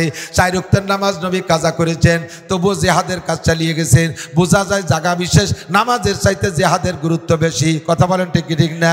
এজন্য আল্লাহ 682 বার আলোচনা করেছেন, যদি কোনো নেতা, যদি কোনো পাবলিক এই জামানায় জিহাদকে আপনি অপ্রয়োজন মনে করেন, জিহাদকে যদি সন্ত্রাসী বলে গালি দেন, জিহাদকে যদি আপনি জঙ্গি বলে গালি দেন, তাহলে আপনি 682টা আয়াতকে অস্বীকার করেছেন। একটা আয়াতকে অস্বীকার করলে কাফের, 682টা আয়াতকে অস্বীকার করলে সে লোকটা মোমেন না কাফের। আপনি পুরুষ হইয়া যদি অস্বীকার করেন আপনি কাফের হয়ে গেছেন। আপনার স্ত্রী অস্বীকার করে নাই, আপনার স্ত্রী মোমেনা আছে। মোমেনার কাফেরের মধ্যে বিয়ে থাকে না, স্ত্রীটা অনায়াসে তালাক হয়ে গেছে। আপনি যদি এই অবস্থায় মারা যান আপনার জানাজা পড়া যাবে না, আপনার কাফন পড়ানো যাবে না, আপনার জানাজা পড়ানো যাবে না, আপনার মুসলমানের কবরস্থানে দাফন করানো যাবে না। আপনি এই ঘটনার পরে যদি বেঁচে থাকেন আরও কিছুদিন, আপনার স্ত্রী নিয়ে আপনার ঘর সংসার করা হারাম। আপনি যদি স্ত্রীর সাথে মিলন করেন জিনার গুনাহ লেখা হবে। এরপরে যদি কোনো সন্তান জন্ম নেয় আপনার ওই স্ত্রীর পেটে, সেইটা হবে জারজ সন্তান, হারামজাদা। বাংলার জমিনে হাজার মানুষ আছে জিহাদকে তারা জঙ্গি বলে, জঙ্গি কার্যক্রম বলে তারা অভিহিত করে। কথা বলেন ঠিক ঠিক না? উলামায়ে কিরাম যদি জিহাদের কথা বলে তাদেরকে জঙ্গি বলে, তাদের লাদেন গ্রুপ বলে, তাদেরকে আল কায়দা, হরকত মরকত ইত্যাদি বলে গালি দেয়। এই মানুষগুলো মুসলমান নাই। যদি আমার সাথে ঈদের নামাজ পড়ে, যদি আমার সাথে জুমার নামাজ পড়ে, ওক্তীয় নামাজও পড়ে, মাদ্রাসাও করে, মসজিদও করে, কিন্তু এমন কথার কারণে লোকটা কাফের হয়ে যায়। একটা আয়াতকে অস্বীকার করলে কাফের হয়। 682টা আয়াতকে আপনি অস্বীকার করেছেন। আল্লাহ এইটাকে ভেরি ভেরি ইম্পর্টেন্ট মনে কইরা 682 বার আলোচনা করেছেন। এরপরে যে বিষয়টা বেশি আলোচিত কোরআন শরীফের ভিতরে, সেইটা হলো তাকওয়া। তাকওয়ার কথা আল্লাহ পাক প্রায় 62 বার আলোচনা করেছেন কোরআন শরীফের ভিতরে। আল্লাহু আকবার। আল্লাহ পাক বলেন, ইয়া আইয়ুহাল্লাযীনা আমানুত্তাকুল্লাহ, হে অন্ধ জগতের অটল বিশ্বাসী পাগলরা, আমার মুন্সিগঞ্জের যুবকরা তোমরা অন্ধ জগতের অটল বিশ্বাসী পাগল, আমার বুড়ো বাবারা অন্ধ জগতের অটল বিশ্বাসী পাগল। আপনারা অন্ধ জগৎ বলা হয় দুনিয়াকে, কারণ দুনিয়ায় বসে আল্লাহকে দেখা যায় না, দুনিয়ায় বসে জান্নাত দেখা যায় না। কতক্ষণ যায় নাকি দেখছেন? কোনোদিন দেখেন নাই। দুনিয়ায় বসে পুলসিরাত দেখি নাই, দুনিয়ায় বসে জান্নাত দেখি নাই, দুনিয়ায় বসে জাহান্নাম দেখি নাই, দুনিয়ায় বসে মিজান দেখি নাই, দুনিয়ায় বসে হুর গেলমান দেখি নাই, জান্নাতের কোনো নাজ ও নিয়ামত দেখি নাই, দুনিয়ায় বসে ফেরেশতা দেখি নাই, কিরামান কাতিবিন ফেরেশতা কাঁধে বসা আছে, তারপরেও দুনিয়ায় বসে দেখি না, দুনিয়ায় বসে মুনকার নাকির দেখি না। কিন্তু যেগুলো দেখি না বলে বললাম, এগুলো সত্য না মিথ্যা? জোরে বলেন, বিশ্বাস হয় কি হয় না? আল্লাহ আছে না নাই? কিয়ামত হবে, পুলসিরাত আছে, মিজান আছে, আরে জান্নাত আছে, জাহান্নাম আছে, কবর আযাব আছে, কবরে শান্তি আছে, মুনকার নাকির আসবে কি আসবে না, কিরামান কাতিবিন আছে না নাই? সবগুলোকে বিশ্বাস করি। আমি অন্ধ জগতের অটল বিশ্বাসী, দুনিয়ায় বসে এগুলো দেখি না, বিশ্বাস করি। আমি অটল বিশ্বাসী, আমি ইদানিং প্রমাণ করেছি অটল বিশ্বাসী। আল্লাহু আকবার। ফিলিস্তিন গাজার যুদ্ধের আগে, ফিলিস্তিন গাজার যুদ্ধ লাগার আগে বাংলাদেশের যে সকল মহিলারা সংবাদ পড়তো, যে সকল মহিলারা সাংবাদিক সংবাদ পড়তো, ওদের সংবাদ পড়ার ভিতরে ওদের বামপন্থী মতাবলম্বী ছিল। ওরা বামপন্থীকে সমর্থন করত, এই দেশের পচা রাজনীতিকে সমর্থন করত, ইসলামের পক্ষে অত কথা বলতো না। ইদানিং দেখি যত সাংবাদিকরা, মুসলমান সাংবাদিক, নামাজ পড়ে না, রোজা রাখে না, পর্দা করে না, পুশিদা করে না, মেয়েরা পর্যন্ত সংবাদ পড়তেছে। প্রত্যেক সাংবাদিকের সংবাদের ভিতরে আল্লাহর রহমতে ফিলিস্তিন আর গাজা, বাইতুল মুকাদ্দাসের মুসলমানদের পক্ষ সমর্থন করে সংবাদ পড়ে। এদের বিবারে বলতে পারলে ওরা সাংবাদিকরাও তৃপ্তি পায়। ইসরায়েল আর ইহুদি আর নেতানিয়াহু বাইডেন পশ্চিমে ইহুদি নাসারাদের বিপক্ষে তারা কথা বলে। কথা বলেন ঠিক ঠিক না? এ আমার মুন্সিগঞ্জের যুবকরা, নামাজ পড়ো না, রোজা রাখো না, শরীয়তের বিধিবিধান মানো না, আল্লাহু আকবার আমল করো না। তারপরেও যদি এমন একটা যুবকের সামনে, যেই যুবকটা এইমাত্র মদ খাইয়া আসছে, এর সামনে যদি কোনো হিন্দুর ছেলে কোরআন শরীফকে পদদলিত করে, কোরআন শরীফকে পায়ের নিচে রাখে, ওই বেনামাজি মুসলমানের সন্তান সহ্য করতে পারবে? ওর প্রতিশোধ না নিয়ে কি বাড়ি আসবেন? আপনাকে বলা হয়েছে অন্ধ জগতের অটল বিশ্বাসী। আপনি নামাজ না পড়লে অটল বিশ্বাসী, রোজা না রাখলে আপনি অটল বিশ্বাসী। আল্লাহকে শুয়ে কথা বলে সইতে পারেন না, নবীকে শুয়ে কথা বললে সইতে পারেন না, কোরআন হাদিস বিপক্ষে কথা বললে সহ্য করতে পারেন না, আপনি অটল বিশ্বাসী। আল্লাহ পাক আপনাকে ওয়াজ করে বলে, ইত্তাকুল্লাহ, বান্দা তুমি অটল বিশ্বাসী ঠিক আছে, তবে তুমি আল্লাহকে ভয় পাও। ভয় করো কাকে? জোরে বলেন কাকে? দুনিয়ার অনেক কিছুকে ভয় পাই, কিন্তু ভয়ের একটা সীমারেখা আছে। আগুনরে ভয় পাই কেন? ওর মধ্যে পড়লে মারা যাব, মরার পরে আর আগুনের ভয় নাই। সাপরে ভয় পাই কেন? দংশন করবে, মেরে ফেলবে, কামড় দিলে যদি মারা যায়, মরার পরে আর সাপের ভয় নাই, মরার পরে তার কোনো অনুভূতি থাকে না, কাজেই আর ভয় নাই। বাঘরে ভয় পাই কেন? ও ছিঁড়ে বুড়ে খেয়ে ফেলবে, মারা যাব, মরার পরে আর বাঘের ভয় নাই। কথা বলেন ঠিক কি ঠিক না? জজরে ভয় পাই কেন? ও অর্ডার দিয়ে ফাঁসি দিয়ে দেবে, ফাঁসিতে মরে গেলে আর জজরে ভয় করে লাভ নাই। দুনিয়ার যত ভয় আছে সাময়িক কিছুক্ষণের জন্য, আল্লাহরে ভয় পাবো কেন? কয় যে দুনিয়ায় যতটুকু ভয় আল্লাহকে পাবো, দুনিয়ায় আল্লাহ পাক যে কোনো গজব আজব দিয়ে আমারে ধ্বংস করতে পারে। আরে সবচাইতে ভয় পাবো হলো আখিরাতে আল্লাহ পাকের সামনে যে আমাকে 4টি প্রশ্নের জবাব দেওয়া লাগবে। ওই 4টি প্রশ্নের জবাব দিতে পারলে আমার জন্য জান্নাত, না দিতে পারলে মহা বিপদ। এই জন্য আল্লাহকে ভয় পাবো। কথা কোন ঠিক কিনা? ইত্তাকুল্লাহ বললাম, রব্বুল আলামিন জি তোমারে ভয় পাই। তোমারে ভয় পাইলে তোমার তাকওয়া অন্তরে থাকলে আমার লাভ কি? আল্লাহ পাক বলেন তোমার জীবনে 4টি জিনিস দরকার। এই 4টি জিনিস পাইতে হলে তাকওয়া লাগবে। ওলামায়ে কেরাম ইয়াদ রাখেন, বলবেন 4টি জিনিস তোমার অন্তরের ভিতরে থাকলে, এই 4টি জিনিস তোমার দরকার দুনিয়ায়। 4টি জিনিস পাইতে হলে তোমার লাগবে তাকওয়া। 1 নম্বরে তোমার জীবনে শান্তির দরকার। কতক্ষণ? শান্তি সকলে চান না অশান্তি চান? শান্তি চাই। কি বলেন? শান্তি চাই। মাঝে মাঝে আমি সমালোচনা করি, গজল গায় আমার পোলাপানরা, গজল গায়, গজলের মধ্যে অশান্তি চাই। আমি নিষেধ করছি, গজল গা জায়েজ নেই, একেবারে সহিহ হাদিস এবং কোরআনের খিলাফ, কোরআন ও হাদিসের খিলাফ। জাহান্নামের আগুন মাবুদ সইতে পারবো না, দুনিয়াতে নৌকা দাইয়া আখেরে কাদাইও না। নবী পাকের সাহাবী বলেন, সাহাবাদের ভিতরে এক যুবক সাহাবী অসুস্থ। নবী আলাইহিস সালামের স্বভাব ছিল রোগী দেখার। এই সাহাবী যখন অসুস্থ, খবর নবী পাক জানতে পারছেন আমাদের কয়জনকে নিয়ে রোগী দেখার জন্য গেছে। যাই দেখি যুবকটা এত দুর্বল হয়ে গেছে, অসুস্থ হয়ে, রোগের কারণে ইসকাফাতা হাত্তা সারাকাল ফারাক, নিস্তেজ হয়ে গেছে, মুখের আওয়াজও দুর্বল হয়ে গেছে, একেবারে নবজাতক পাখির বাচ্চার মতো চিউ চিউ করে কথা বলতেছে। ও কি বলে শোনা যায় না। আমরা যে ওই রুগীর পাশে বসলাম, হুজুর আলাইহিস সালামের স্বভাব হলো রুগী দেখতে গেলে রুগীর শেফার জন্য দোয়া করতেন। বহু প্রমাণ আছে, নবী যেই রুগীর জন্য দোয়া করছেন সঙ্গে সঙ্গে পূর্ণ সুস্থ হয়ে গেছে, বলেন না সুবহানাল্লাহ। কিন্তু আজকে এই রুগীটার জন্য হুজুর শেফার দোয়া করতেছে, যাররা পরিমাণ পরিবর্তন হচ্ছে না, কোনো প্রকার উন্নতি অগ্রগতি দেখছে না। হুজুর নিজে আশ্চর্য হয়ে গেছেন, আমরা আশ্চর্য হচ্ছি। আমার নবী তো মুস্তাজাবুদ দাওয়াত, হুজুর যা দোয়া করে তা তো কবুল হয়, আজকে কেন দোয়া কবুল হচ্ছে না? কি কারণ কি বুঝতে পারছি না। নবী আলাইহিস সালাম ওই সাহাবার কানে কানে, মুখের কাছে কান নিয়ে বলতেছেন, কানের কাছে মুখ দিয়ে বলতেছেন, আতাদুল্লাহ বিশাইইন আম তাসআলাহু, তোমার কি মনে পড়ে তুমি কি নিজে দোয়া মুনাজাতের মধ্যে কোনো কথা বলছো? বলো তো। তোমার হুজুর সন্দেহ করছেন সম্ভবত সে নিজের জন্য বদদোয়া করে কবুল করায় ফেলাইছে, এর কারণে আমার দোয়া তার জন্য কবুল হচ্ছে না। তাই হুজুর জিজ্ঞেস করছে, তুমি মুনাজাত করছো, এমন কোন মুনাজাত তোমার মনে আছে নাকি? সাহাবী জবাব দিচ্ছেন, ক্বালা নাম, জি হুজুর, আমি যতবার মুনাজাত করতাম আমি বলতাম, আল্লাহুম্মা আজ্জিলহু লিমা তুআকিবু ফিল আখিরা, আল্লাহ আখিরাতে দুনিয়াতে নৌকা দাইয়া আখেরে কাদাইও না। আখেরাতে যেই শাস্তি আমারে দিবা ওইটা তুমি আমারে দুনিয়ায় দিয়ে নাও, আখেরাতে আমারে শাস্তি দিবা না। আমি এই দোয়া সবসময় করতাম। হুজুর সঙ্গে সঙ্গে বললেন, সুবহানাল্লাহ, লা তুতিকুহু ওয়া লা তাস্তাতিউহু, সর্বনাশ করছে, তোমাকে যদি আখেরাতের শাস্তি দুনিয়ায় দেয় তুমি সহ্য করতে পারবা না, ঈমান পর্যন্ত ধরে রাখতে পারবা না। ফা আল্লাহ তাকুলা, তুমি কি বলতে পারো না, আল্লাহুম্মা আতিনা ফিদ দুনিয়া হাসানা ওয়া ফিল আখিরাতি হাসানা, আল্লাহ দুনিয়া আমারে শান্তি দাও, আখিরাতে আমারে শান্তি দাও, জাহান্নামের আগুন থেকে আমাকে বাঁচাইয়া দাও। তুমি দোয়া করবা এইটা। আল্লাহর গোডাউনটা এত সংকীর্ণ না, আল্লাহর ব্যালেন্সটা এত সংকীর্ণ না যে তোমার দুনিয়ায় সুখ শান্তি দিলে আখিরাতে দিতে আল্লাহর কম পড়ে যাবে। আল্লাহ তো এমন সংকীর্ণ না। কথা বলেন ঠিক কি ঠিক না? কাজেই আমি দুনিয়ায় কখনো শান্তি চাবো না। হযরত উসমান গনি রাদিয়াল্লাহু আনহু খানা খাইতে বসতেন 20 প্রকারের তরকারি নিয়ে, বিভিন্ন প্রকার রকমারি দামি দামি খাবার নিয়ে বসতেন। সাহাবী একজন কয়, হুজুর আপনার আগে আবু বকর কম খাইছে, ওমর কম খাইছে, আপনি এত খান কেয়া?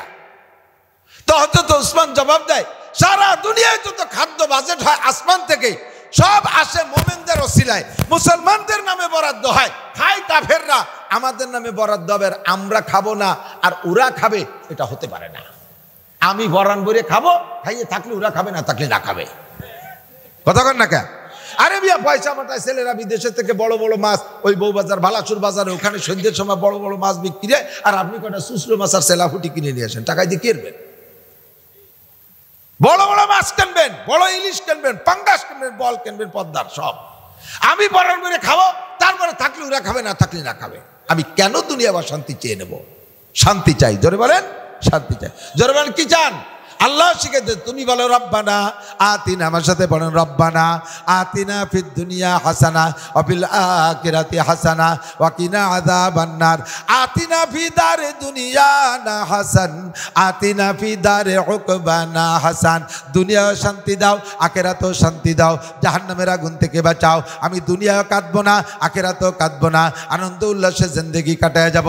1 নম্বরে শান্তি চাই। আল্লাহ পাক বলেন, শান্তি যদি পাইতে চাও তাহলে তুমি জেনে নাও এই শান্তি আছে তাকওয়ার ভিতরে। ওয়ালাউ আন্না আহলাল কুরা আমানু ওয়াত্তাকাউ লাফাতাহনা আলাইহিম বারাকাতিম মিনাস সামাই ওয়াল আরদ। যদি মানুষ ইমানদার হয় আর আল্লাহকে ভয় পায়, আল্লাহ কয় লাফাতাহনা আলাইহিম বারাকাতিম মিনাস সামা, আসমান থেকে রহমত ও জমিন থেকে আমি বরকত উঠাইয়া দেব। বিশ্বাস না হয় তোমরা প্রমাণ করতে জন্য আফগানিস্তানের দিকে তাকাও। ও মুসলমান, 21 সালে স্বাধীন হয়েছে আফগানিস্তান, আমেরিকার ন্যাটো বাহিনীকে জুতোর মালা গলায় দিয়ে বাড়ি পাঠাইছে, ঠিক না? মোল্লা, এর নাম কি? মোল্লা ওমর। মোল্লা, এ মোল্লারা বিলাট পড়ে বেড়াতো, বন্দুক চন্দুক কিছু বানাতে পারে না, পরের কয়টা ভাঙ্গা রাইফেল দিয়ে গুলিয়ে দিয়া বিশ্ববিখ্যাত 42টি রাষ্ট্রের শক্তিশালী 42টি রাষ্ট্রের সংগঠনের নাম ন্যাটো, তাদেরকে নেটা ভেটা করে ছেড়ে দিছে। যাবার সময় প্যান্ট ভরারও সুযোগ পাইনি।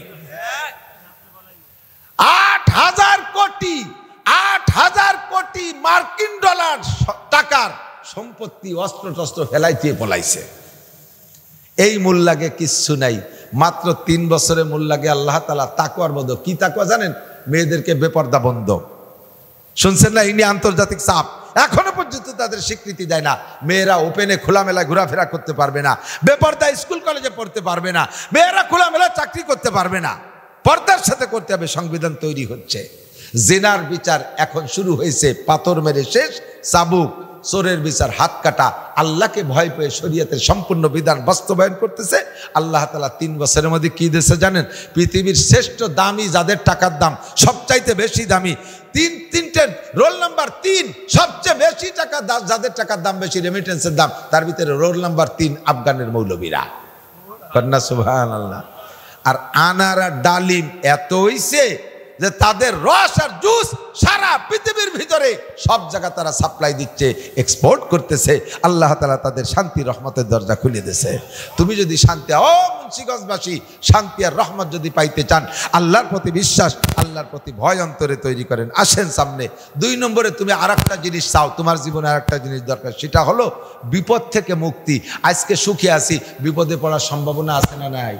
যে কোনো মানুষের জীবনে সামনে ঝুঁকি আছে না নাই?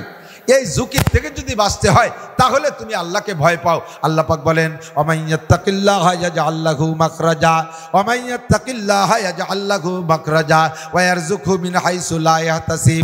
2 নম্বরে তোমার লাগবে বিপদ থেকে মুক্তি, 3 নম্বরে তোমার লাগবে প্রশস্ত হালাল রিজিক, 3 নম্বরে লাগবে হালাল রিজিক। আর এই দুইটাই পাইবা তুমি। আল্লাহ কয় ওমাইয়াত্তাকিল্লাহা, যে আল্লাহকে ভয় পায়, ইয়াজআল লাহু মাখরাজা, আল্লাহ তাআলা তাকে যে কোনো বিপদ থেকে বের হওয়ার ব্যবস্থা কইরা দেয়। ওয়ারযুকহু মিন হাইসু লা ইয়াহতাসিব, ধারণার বাহির স্থান থেকে রিজিকের ব্যবস্থা কইরা দেয়। 4 নম্বর তোমার আর একটা জিনিসের দরকার, সেটা হলো সম্মান। বলেন, ছোট বড়, ধনী গরিব, বড় ছোট বড় যেই আছি, সকলের ব্যক্তি সম্মানের একটা সম্মান আছে, আছে না নাই? ও মুসিরেও যদি ধিক্কার দেন তারও সম্মান যায়, ঋষিরেও যদি ধিক্কার দেন তারও সম্মান যায়, তার একটা ব্যক্তি সম্মান বোধ আছে। এই সম্মান যদি তুমি পাইতে চাও, আল্লাহ বলেন, ইন্না আকরামাকুম ইনদাল্লাহি আতকাকুম। তোমার ডাক্তারি, ইঞ্জিনিয়ার, এমপি, মন্ত্রী, চেয়ারম্যান, মেম্বারের মধ্যে কোনো সম্মান নাই। সবচাইতে সম্মানের ব্যক্তি ওই ব্যক্তি আল্লাহর কাছে যার ভিতরে আল্লাহর ভয় যত বেশি। ইন্না আকরামাকুম ইনদাল্লাহি আতকাকুম। খলিফাতুল মুসলিমিন হযরত ওমর ইবনে খাত্তাব রাদিয়াল্লাহু তাআলা আনহু, নাম তো শুনেছেন সবাই, বলেন রাদিয়াল্লাহু আনহু, সবাই একটু কোন রাদিয়াল্লাহু আনহু। হযরত ওমর ইবনে খাত্তাব রাদিয়াল্লাহু তাআলা আনহু, রাষ্ট্র আয়তন ছিল কত বড় উনার? হযরত ওমরের রাষ্ট্র কত বড় ছিল? আমরা জানি অর্ধ পৃথিবী, তাই তো? তা তো জানা নাই। এটা হলো 2,40,00,000 বর্গ মাইল, প্রায় বাংলাদেশের সমান হবে না? এরকম বাংলাদেশ কয়টা লাগে অত বড় দেশের মানুষের পায়খানা বান্তি, ঠিক কি না? এত বড় দেশের রাজা হযরত ওমর ইবনে খাত্তাব রাদিয়াল্লাহু তাআলা আনহু জাতির খবর নেয়ার জন্য ছদ্মবেশে আসে মাঝে মাঝে। আমাদের দেশের নেতারা বাড়ি আসে, আমাদের গোপালগঞ্জের নেতৃত্ব মাঝে মাঝে যায়। যেদিন বাড়ি যাবে একেবারে ঢাকা থেকে নিয়ে বাড়ি পর্যন্ত রাস্তা ভরে পুলিশ। যে পয়েন্টে উনি আসতেছেন তার 10-20 মিনিট আগের থেকে আশপাশের সাইড রোডের সমস্ত গাড়ি বন্ধ, বিশ্ব রোডে উঠতে পারবে না। মাঝে মাঝে আমি নিজেও পড়ি এই আপদ বিপদের মধ্যে। আল্লাহ, সে নেত্রী, তার সিকিউরিটির দরকার আছে, সেটা সমালোচনার বিষয় না, তার সিকিউরিটির দরকার আছে। যুগ জামানা যেমন, সিকিউরিটি তেমন।